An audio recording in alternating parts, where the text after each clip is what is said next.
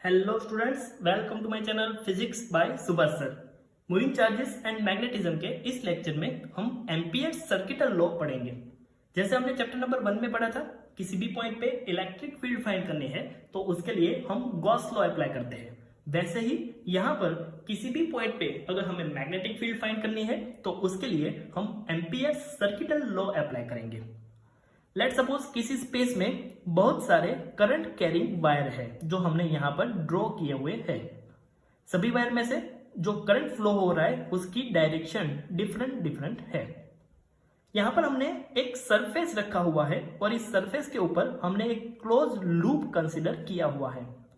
इस close loop के अंदर के किसी भी पॉइंट पे मैग्नेटिक फील्ड की वैल्यू कितनी होगी वो हमें फाइंड करनी है। तो उसके लिए एम्पियर नाम के साइंटिस्ट ने एक फॉर्मूला दिया जो हमें यहां पर पढ़ना है, जिसको एम्पियर सर्किटल लॉ बोलते हैं। मैग्नेटिक फील्ड फाइंड करने के लिए हम जो क्लोज लूप कंसीडर करते हैं उसको एम्पियरन लूप बोलते हैं। इस एम्पियरन लूप के लिए एम्पियर सर्किटल लॉ कुछ इस तरह से है।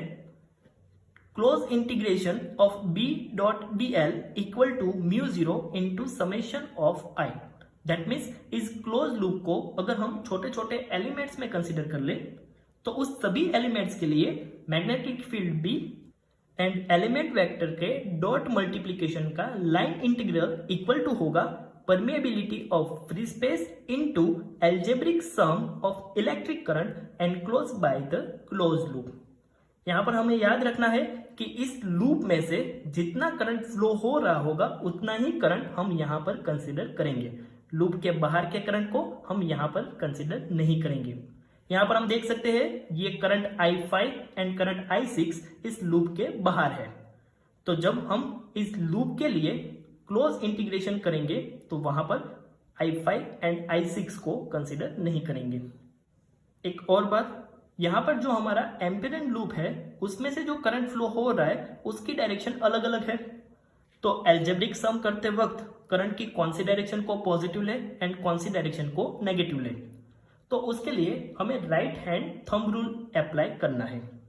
हम जिस डायरेक्शन में लाइन इंटीग्रेशन कर रहे हैं उस डायरेक्शन में हमारी राइट हैंड की फिंगर्स को कर्ल करना है। उस दौरान हमारे थंब की जो डायरेक्शन होगी उस डायरेक्शन के करंट को हम पॉजिटिव लेंगे एंड उसके ऑपोजिट डायरेक्शन करंट को हम नेगेटिव लेंगे। अगर इस केस की बात करें तो यहां पर लाइन इंटीग्रेशन की डायरेक्शन में हमारी फिंगर्स को कर्ल करें तो अपवर्ड डायरेक्शन के करंट को पॉजिटिव लेंगे एंड डाउनवर्ड डायरेक्शन के करंट को नेगेटिव लेंगे। तो इस केस के लिए समेशन I हो जाएगा summation I equal to I1 and I2 downward direction में है इसलिए -I1 minus I2, I3 and I4 upward direction में है इसलिए प्लस I3 प्लस I4। तो इस तरह से हमें समेशन I अप्लाई करना है।